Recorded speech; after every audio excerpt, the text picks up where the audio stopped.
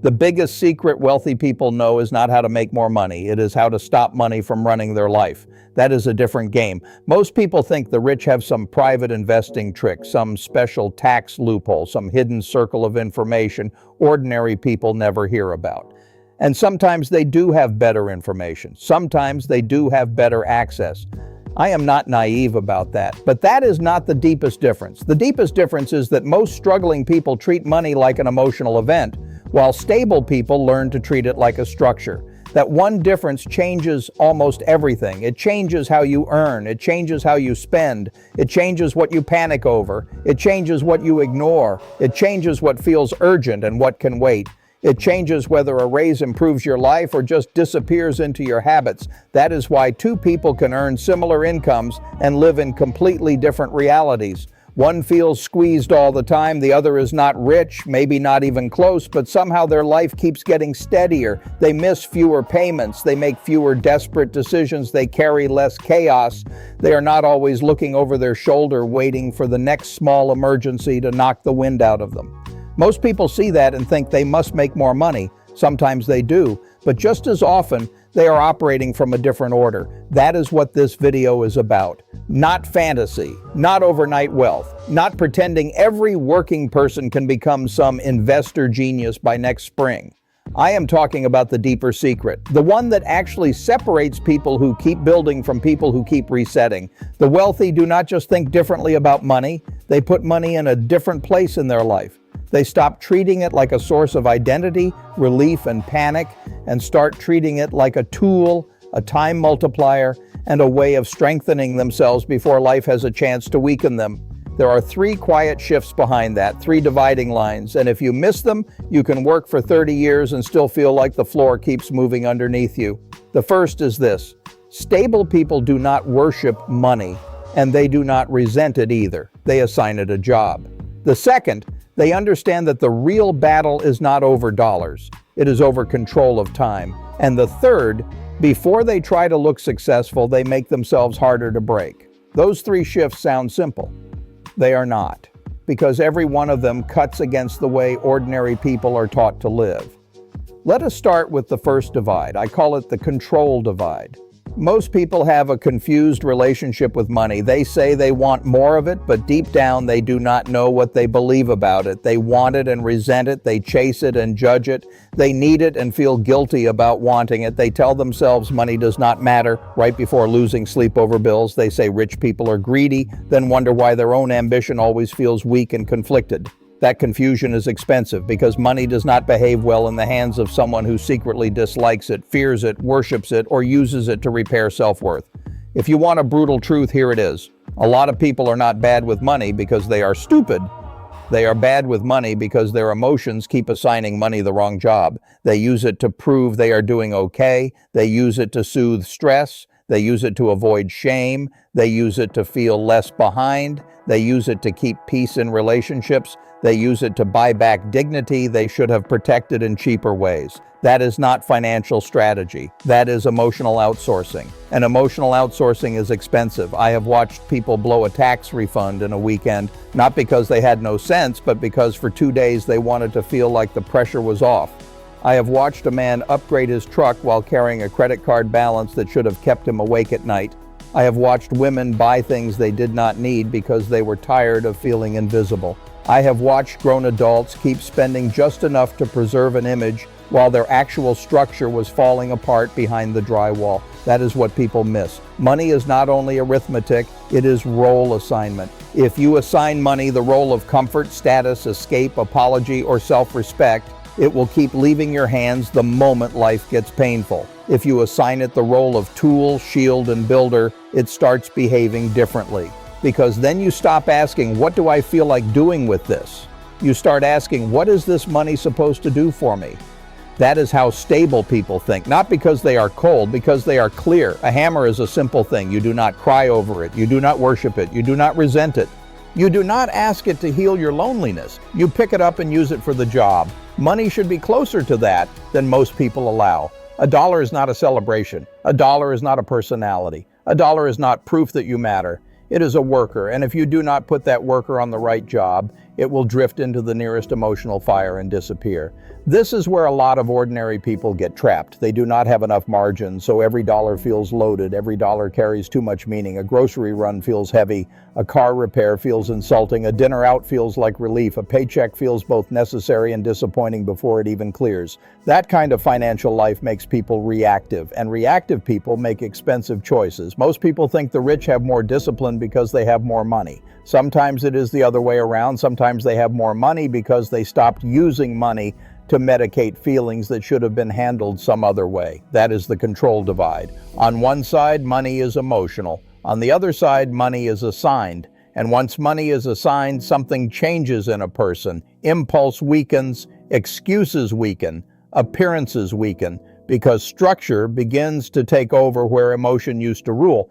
That does not mean life becomes joyless. It means relief stops coming from random spending and starts coming from order. There is a kind of peace that comes from buying something nice. It usually fades by Tuesday. There is another kind of peace that comes from knowing your checking account is not one surprise away from humiliation. That peace lasts longer. Now here is the next divide, and this one may be the most misunderstood of all. I call it the time divide. Poor and middle-class people are constantly told to focus on money, earn more, save more, cut more, stretch more, protect more, chase more. But if you want the truth, the real dividing line is often not money at all. It is whether your life is organized around spending time for cash or using cash to reclaim time. Those are very different lives. Most struggling adults are trapped in an hourly world. If they work, they get paid. If they stop, the meter stops. If they get sick, the income slows. If they need a day to breathe, the math gets worse. If they want to get ahead, the first answer is always the same: more hours, more overtime, more shifts, more side work, more Saturdays, more exhaustion. And for a while that can help. I am not against honest labor. I came from a generation that still respects a man who works. So let us be fair. Working more can solve short-term problems. Sometimes it has to. But working more does not solve the deeper trap. If your whole life is still built on the idea that your body must keep showing up at full strength just to keep the roof from wobbling, that is not leverage, that is dependence. And dependence is fragile because time has a hard ceiling. There are only so many mornings you can wake up at 5, only so many nights you can drag yourself home from a second shift, only so many weekends you can give away before your marriage, your health, your patience, or your peace starts sending you a bill. This is the lie a lot of good people live inside. They think more effort automatically creates more security. Sometimes more effort only creates more fatigue. That matters because fatigue makes people sloppy.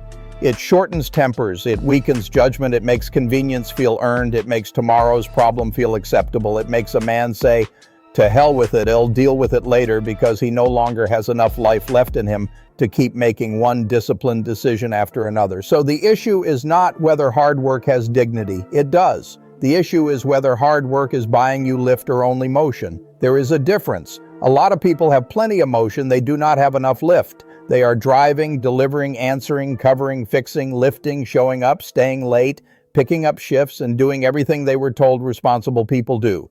Yet somehow the gap between effort and security keeps widening. Why? Because the modern economy often pays just enough to reward motion and not enough to reward obedience forever. That is why the people who build real stability start asking a different question. Not, how can I work more?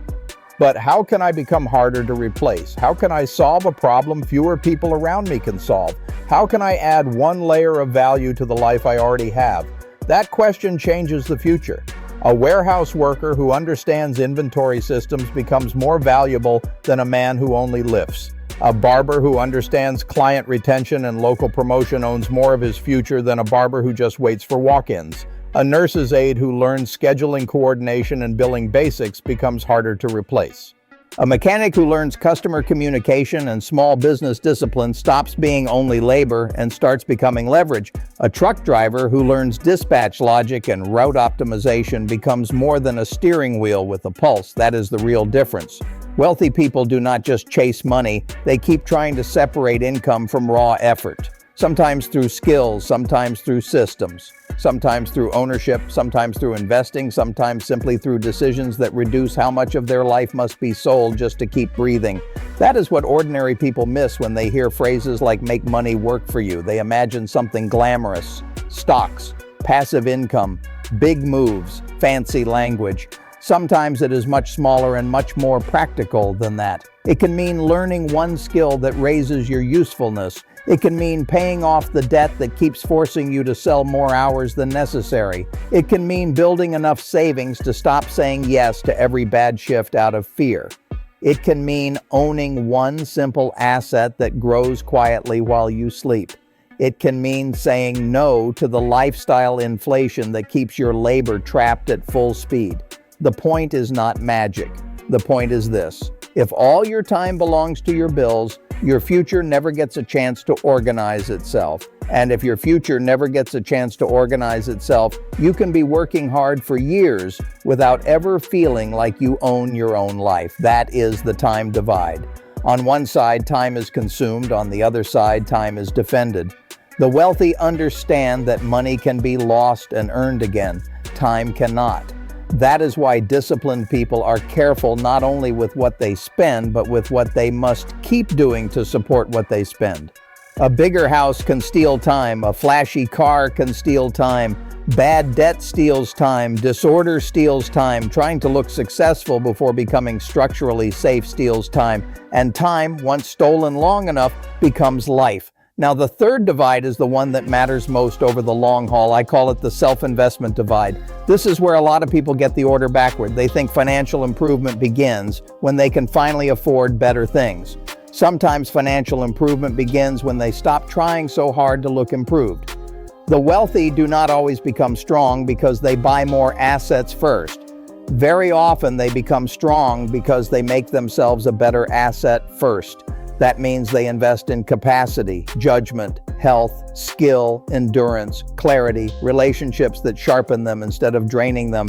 And no, I am not talking about turning your life into some endless self-optimization project. I am not talking about expensive seminars, fake masterminds, or motivational nonsense from a man with perfect teeth and no understanding of ordinary pressure. I am talking about making yourself more useful to life. That is not the same thing as collecting information. A lot of people consume advice. Far fewer become sturdier. This is where middle age can either become powerful or dangerous. A man in his 40s or 50s who keeps neglecting his health, avoiding learning, letting his skills stall, and surrounding himself with chaotic people is not staying still. He is becoming easier to break. A woman in her 50s who knows she needs stronger financial habits, better boundaries, and more knowledge about what her money is actually doing, but keeps putting it off because everyday life is loud, is not preserving peace. She is financing future confusion. That is what people miss. Neglect compounds too. Poor health compounds, weak habits compound, financial ignorance compounds, low standards compound, bad company compounds, avoidance compounds. The wealthy are not always superior, but they are often more willing to make quiet investments that compound in private. They read while others scroll. They learn while others vent. They ask better questions. They improve the machine that earns, decides, and resists. That machine is themselves. I have seen people earning modest money build better lives than higher earners simply because they kept strengthening the person inside the paycheck. They got healthier, they learned a skill, they got serious about budgeting, they stopped lying to themselves about debt, they quit trying to impress people who were not paying their bills, they read one good book instead of listening to 5 fools. They built one better habit at a time until life stopped leaking in 10 directions. That is self-investment in the only form that really matters. Not vanity, not image, not endless self-analysis. Capacity. The ability to earn better, choose better, recover faster, and panic less.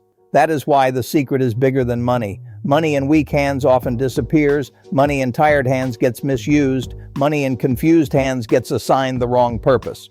But money in steady hands starts building something. This is where the rich quietly separate themselves. They are not always smarter, they are not always kinder, they are not always more deserving, but they are often more structurally aligned. They understand that if they become stronger, clearer, calmer, and more useful, money has a better place to land. And once it lands in a better structure, it tends to behave differently. That is why some people get a raise and nothing changes, and somebody else gets the same raise and begins to stabilize. The money was not the whole story. The structure receiving it was.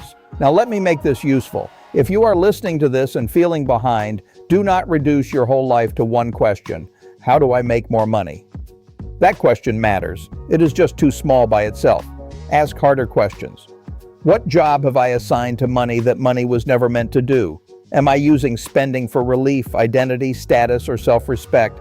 What part of my life keeps forcing me to sell more time than I should have to sell? What skill, habit, or boundary would make me harder to break 6 months from now? Where am I pretending to be okay instead of becoming stronger?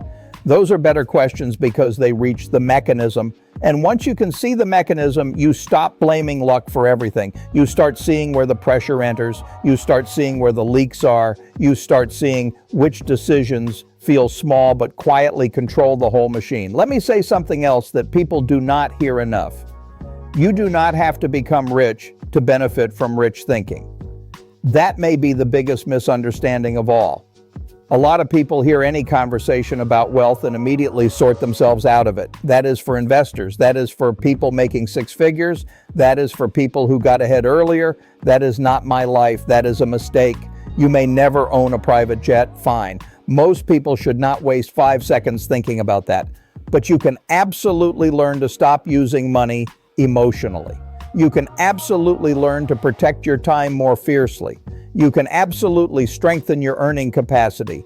You can absolutely build margin. You can absolutely become calmer, less reactive, less fragile, and harder to push around with every little emergency. That is not billionaire behavior. That is adult structure. An adult structure changes lives. A paid-off credit card changes a life. A separate emergency fund changes a life. One better skill changes a life. A used car kept another 4 years can change a life. Saying no to a family pattern of financial chaos can change a life.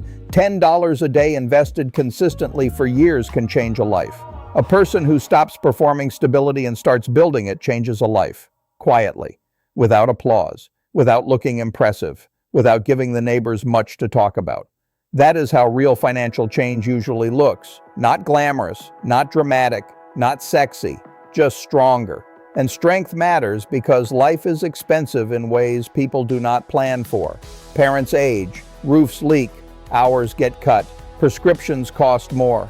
A son calls short on rent, a daughter needs help with school supplies, an old truck becomes a money pit. Inflation keeps showing up like a thief in work boots. Retirement gets closer while your structure still feels half-built.